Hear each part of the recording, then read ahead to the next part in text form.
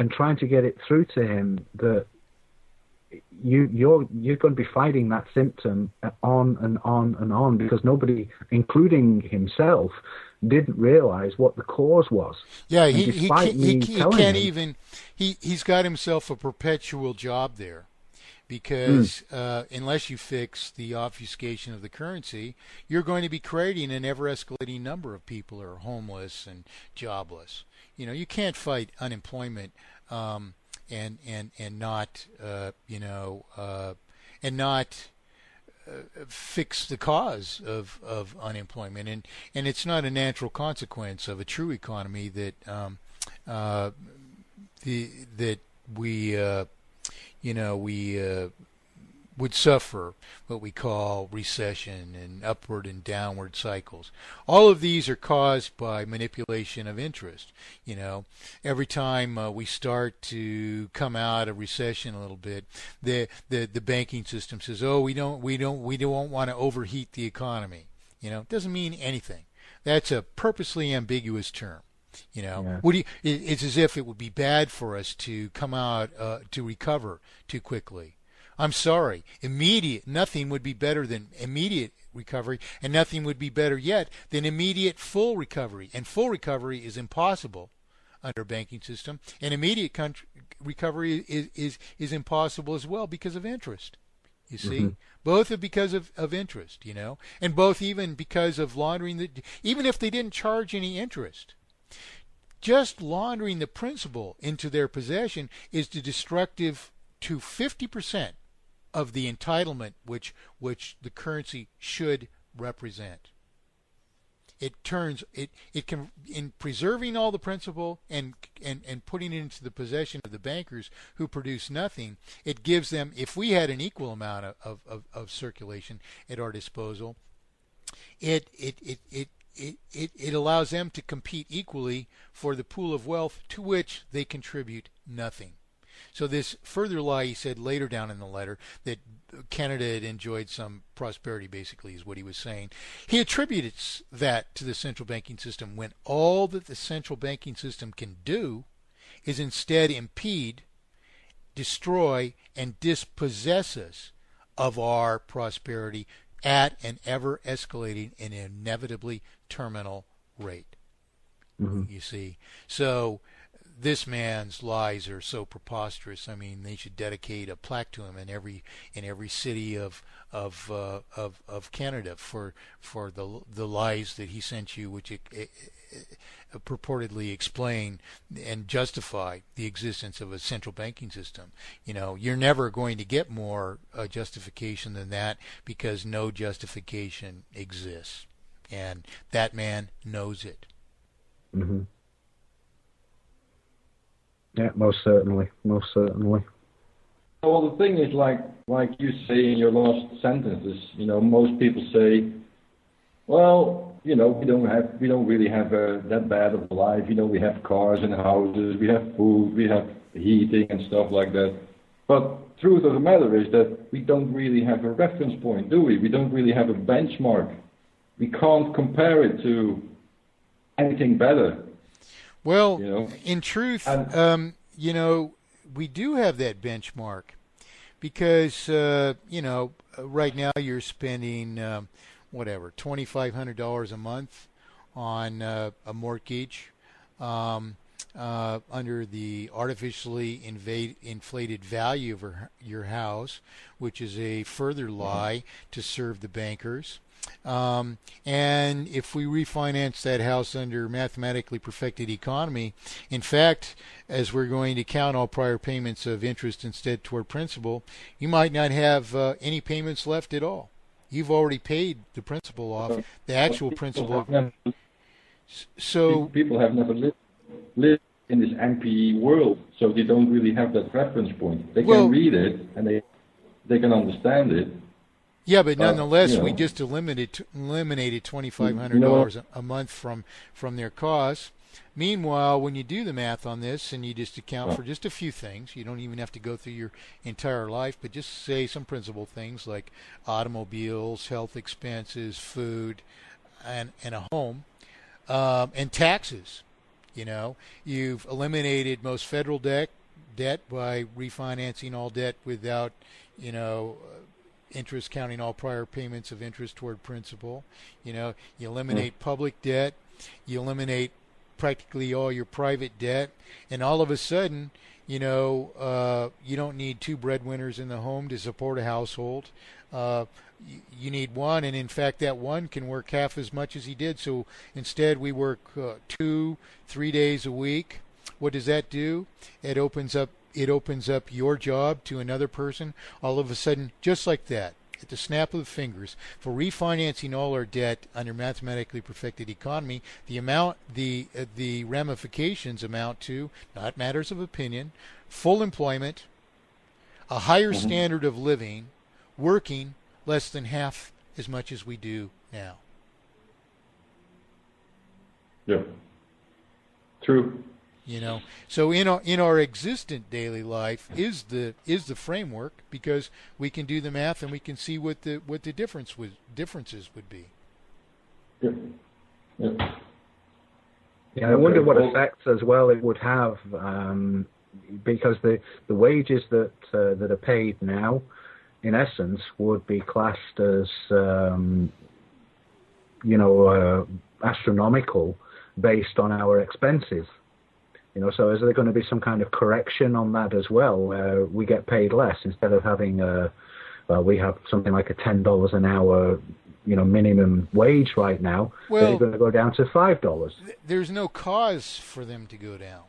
There's no cause for wages to go down whatsoever. In other words, when you go to mathematically perfected economy, each person can afford to do more because they're servicing less debt, and what debt that they are still servicing is serviced at a much less expensive rate. In other words, we're only paying principal at the rate of consumption or depreciation. So basically, a brand new $100,000 house financed under mathematically perfected economy, counting no payments whatsoever that you've already made toward anything, only costs us $83.33 a month.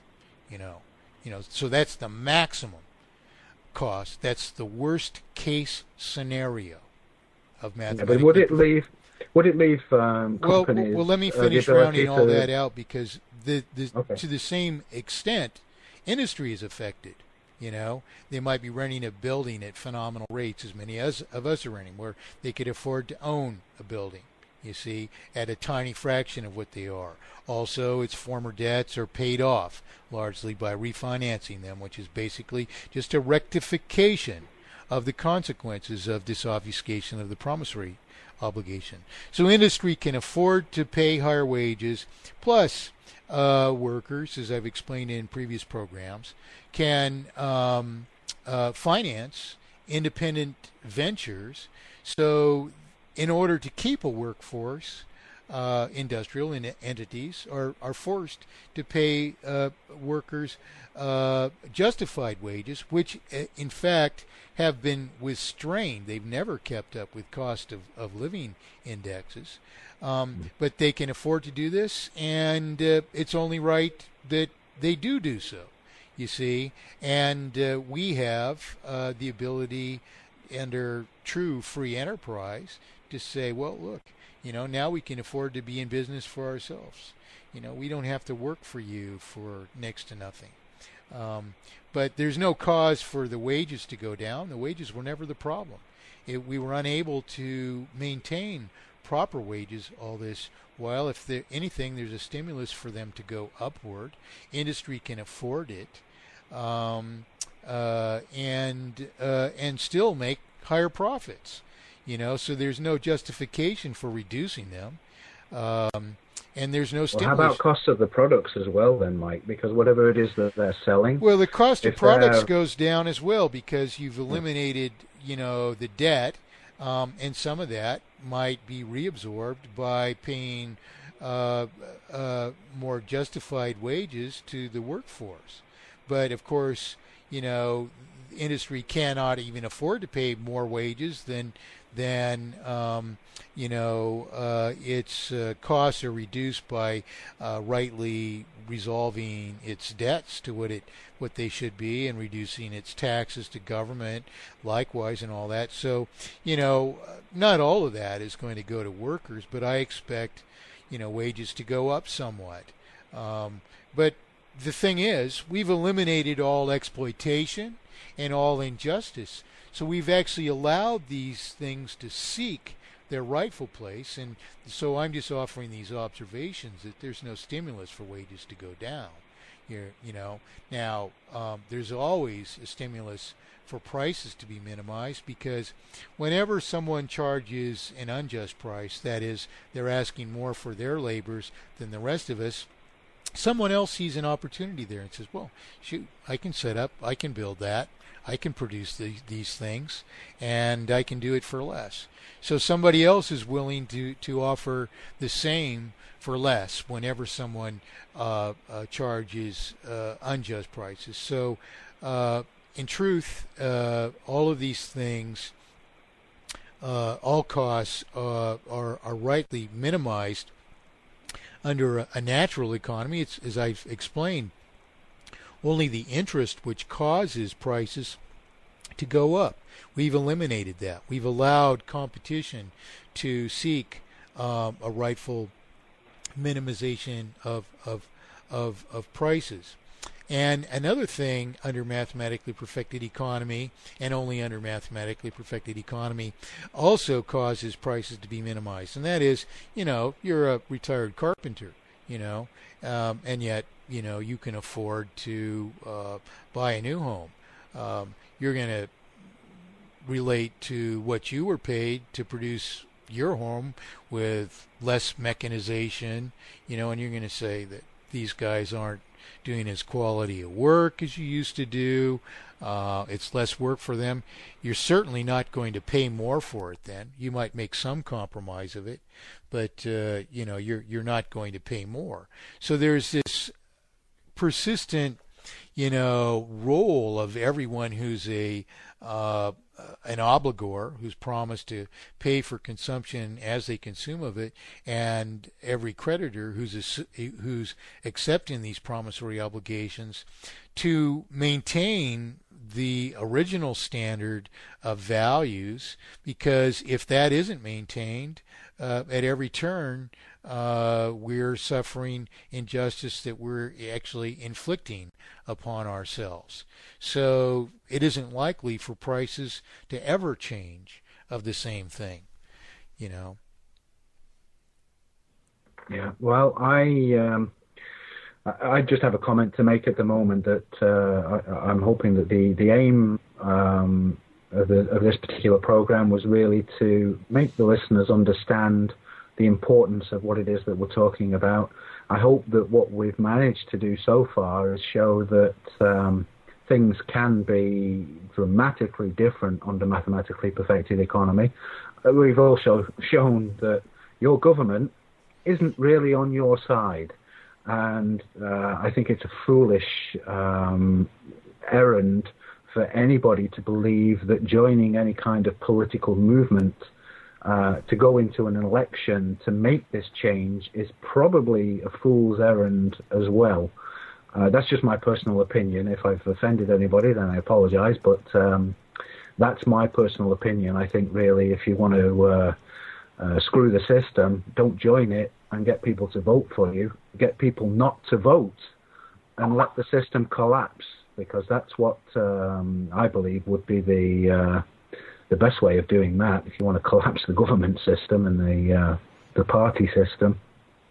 But of course, I'm hoping that what we've managed to talk about has really kind of resonated with a lot of the listeners, and they have a greater understanding of what it is that we're talking about, and that they now will move forward in educating themselves on the system and what is required to make it better. And if not, then I'm saying it again, go ahead and do it, because this is important. No matter what you think about your particular crusade, this is the cause, and we have to fix it. Jack, have you got any more comments on that? No, the thing is, we are in a worldwide economic crisis again, and money is at its very center again. Mm-hmm. And we haven't let it happen. We have let it happen again. Yeah. It is a crisis of money management and the result of permitting ruthless private international financiers to gain and keep control over our money again.